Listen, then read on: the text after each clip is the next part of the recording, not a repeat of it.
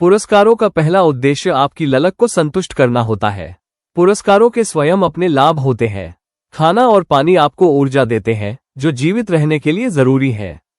पदोन्नत होने से ज्यादा धन और सम्मान मिलना है। अपने शरीर को सही आकार में रखने से आप सेहतमंद होते हैं और डेटिंग की आपकी संभावनाएं बढ़ जाती हैं। सबसे तात्कालिक लाभ ये होता है कि पुरस्कार खाने के प्रति, कोई दर्जा हासिल करने के प्रति या स्वीकृति हासिल करने के प्रति आपकी ललक को संतुष्ट करते हैं। कम से कम एक पल के लिए तो पुरस्कार आपको ललक से तृप्ति और राहत प्रदान करते हैं। दूसरा, पुरस्कार हमें सिखाते हैं कि कौन सा काम भविष्य में भी याद रखा जाना है। आपका मस्तिष्क पुरस्कार को पहचान लेता है। जब आप जीवन को देखते हैं तो आपका तंत्रिका तंत्र सतत रूप से ये देखता है कि किस काम से आपकी इच्छा संतुष्ट हो रही है और प्रसन्नता मिल रही है।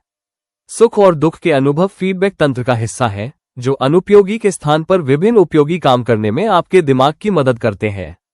पुरस्कार फीडबैक लूप को बंद कर देते हैं और आदत चक्र को पूरा कर देते हैं। यदि किसी भी 4 चरणों में व्यवहार अपर्याप्त है तो आदत नहीं बनेगी। संकेत को ही खत्म कर दिया जाए तो आदत कभी शुरू नहीं हो सकेगी। ललक को कम कर दें तो काम करने के लिए आपको प्रेरणा नहीं मिलेगी। व्यवहार को मुश्किल कर दीजिए तो आप इसे नहीं कर सकेंगे। यदि पुरस्कार आपकी इच्छा को संतुष्ट करने में सफल नहीं होता है तो आप इसे भविष्य में फिर नहीं करेंगे। प्रथम 3 चरणों के बिना व्यवहार उभरेगा नहीं। सभी 4 के बिना व्यवहार दोहराएगा भी नहीं।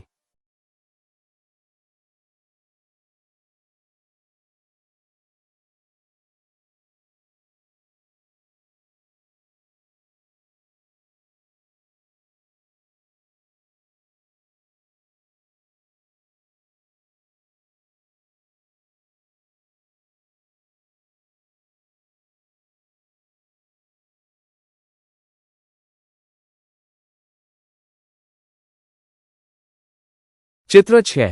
आदत के इन 4 चरणों की सर्वश्रेष्ठ व्याख्या फीडबैक लूप के तौर पर की जा सकती है। ये अंतहीन चक्र बनाते हैं जो आपके जीवन में हर पल चलता जा रहा है।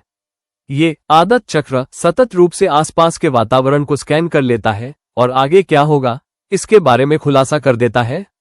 परिणामों से विभिन्न प्रतिसादों की कोशिश करता है और उनसे सीखता रहता है। संक्षेप में कहें तो संकेत ललक को बढ़ाता है, जो प्रतिसाद के प्रति प्रेरित करता है, यही पुरस्कार देता है और हमारी ललक को शांत करता है। अंततः इसका संबंध संकेत से ही होता है। ये चारों चरण एक साथ एक न्यूरोलॉजिकल फीडबैक लूप बनाते हैं। संकेत, ललक, प्रतिसाद और पुरस्कार। संकेत, ललक, प्रतिसाद, पुरस्कार स्वचालित आदत की रचना करते हैं। इसी चक्र को हैबिट लूप कहते हैं। ऐसा नहीं है कि 4 कदमों की यह प्रक्रिया कभी कभार होती हो, बल्कि यह अंतहीन फीडबैक लूप है जो आपके जीवित रहने तक हर पल एवं लगातार चलती रहती है और हर गतिविधि पर सक्रिय रहती है। मस्तिष्क लगातार आसपास के वातावरण को स्कैन करता रहता है और अनुमान लगाता है कि आगे क्या होगा। विभिन्न प्रतिसादों को ढूंढता है और परिणामों से सीख लेता है। समस्त प्रक्रिया कुछ क्षण में हो जाती है और हम उसे बार बार बिना सोचे समझे दोहराते हैं, जबकि हर चीज पूर्व के क्षणों में ही समाहित रहती है। इन चारों को हम 2 चरणों में विभक्त कर सकते हैं, समस्या का चरण और हल का चरण। समस्या के चरण में एक संकेत तथा ललक होती है और आप समझ जाते हैं कि कुछ बदलने की जरूरत है। हल के चरण में प्रतिसाद और पुरस्कार आता है और ये तब होता है जब आप काम करते हैं और इच्छित बदलाव को हासिल कर लेते हैं। समस्या का चरण 1, संकेत 2, ललक, हल का चरण 3, प्रतिसाद 4, पुरस्कार। पूरा व्यवहार किसी समस्या को हल करने की इच्छा से चल रहा होता है। कभी कभी समस्या ये होती है कि आपको लगता है कि कोई चीज अच्छी है और आप उसे पाना चाहते हैं। कभी कभी समस्या आपके दर्द के आभास की होती है जिससे आप राहत पाना चाहते हैं। दोनों तरह से हर आदत का मकसद आपके सामने आई समस्या को हल करने का होता है। समस्या का चरण 1, संकेत, आपके फोन पर कोई नया मैसेज आया।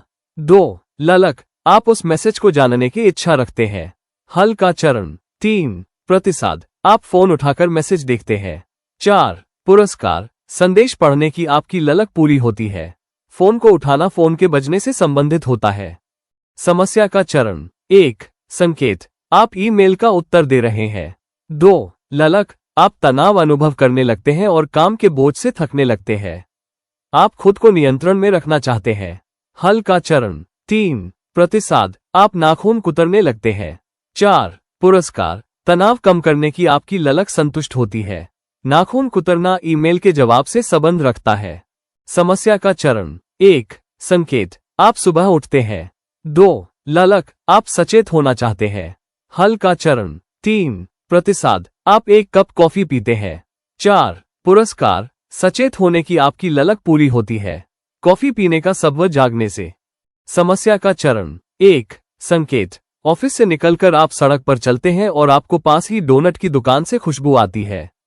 2 ललक, आप डोनट खाने की ललक रखते हैं। हल का चरण 3 प्रतिसाद, आप डोनट खरीदकर उसे खाते हैं। 4 पुरस्कार, आप अपनी ललक डोनट खाकर पूरी करते हैं। डोनट खरीदना आपके ऑफिस के करीब सड़क पर चलने से संबंधित है।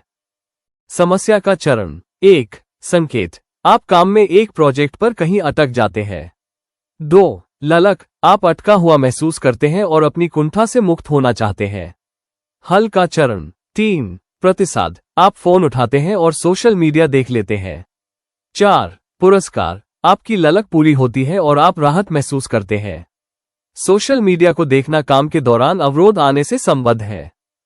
समस्या का चरण 1 संकेत, आप एक डार्क रूम में जाते हैं। 2 ललक, आप वहां देखना चाहते हैं। हल का चरण 3 प्रतिसाद, आप लाइट का बटन चालू करते हैं।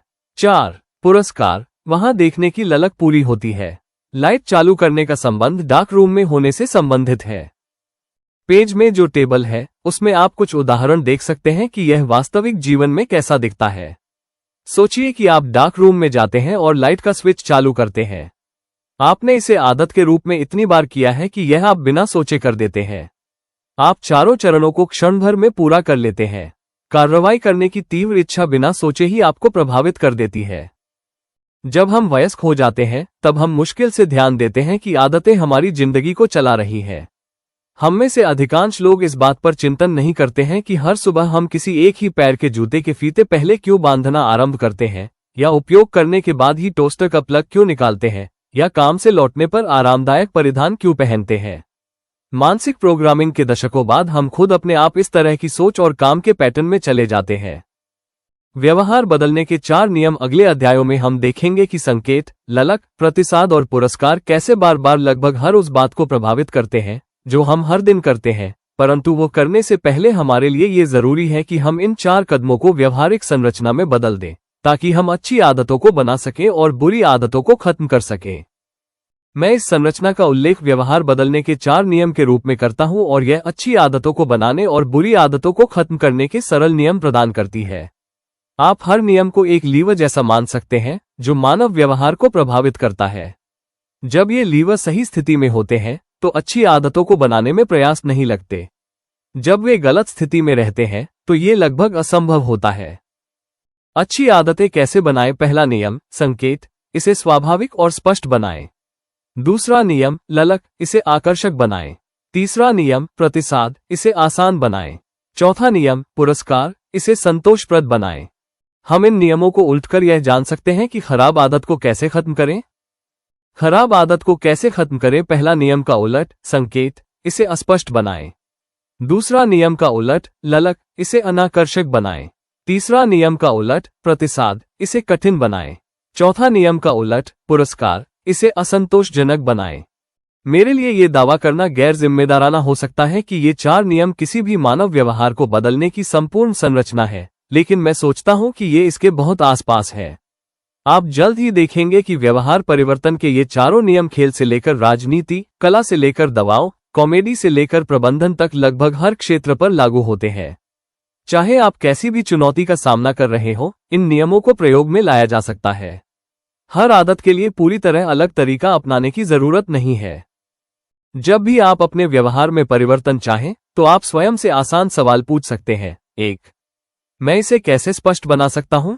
2. मैं इसे कैसे आकर्षक बना सकता हूं? 3. मैं इसे कैसे आसान बना सकता हूं? 4. मैं इसे कैसे संतोषप्रद बना सकता हूं? यदि आपने कभी सोचा हो कि मैं वो क्यों नहीं करता जो मैं कहता हूं कि मैं करने जा रहा हूं, मैं क्यों वजन कम नहीं कर पा रहा हूं, या सिगरेट पीना बंद नहीं कर रहा हूं, या सेवानिवृत्ति के लिए पैसा नहीं बचा रहा हूं, या अलग से कोई कारोबार क्यों नहीं कर रहा हूं, किसी चीज को मैं क्यों अहम कहता हूं लेकिन मैं उसके लिए कभी समय नहीं निकाल पाता, तो इन सवालों के जवाब इन 4 नियमों में ही कहीं मिल सकते हैं।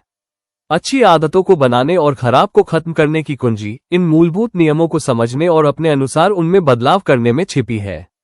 हर लक्ष्य विफल होगा यदि वो मानव के मिजाज के विपरीत होगा। जीवन में जो तंत्र है उनके अनुसार आपकी आदतें बनती है। बाद के अध्यायों में हम इन नियमों पर एक के बाद एक चर्चा करेंगे और बताएंगे कि आप किस तरह से एक ऐसी प्रणाली बनाने में उनका उपयोग कर सकते हैं जिसमें अच्छी आदतें स्वाभाविक तौर पर उभरे और खराब आदतें लुप्त हो जाएं।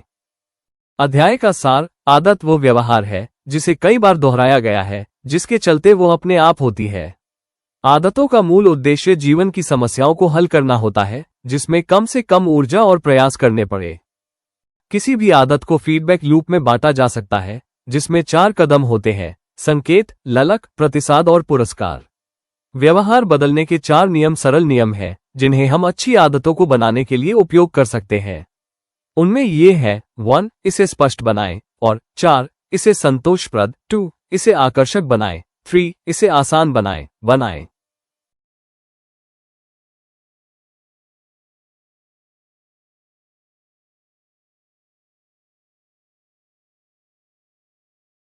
Benefits of reading a book. 1. Increases knowledge. 2. Improves vocabulary and language. 3. Enhances thinking ability. 4. Improves concentration. 5. Reduces stress. 6. Boosts imagination. 7. Builds personality. 8. Slow dopamine release.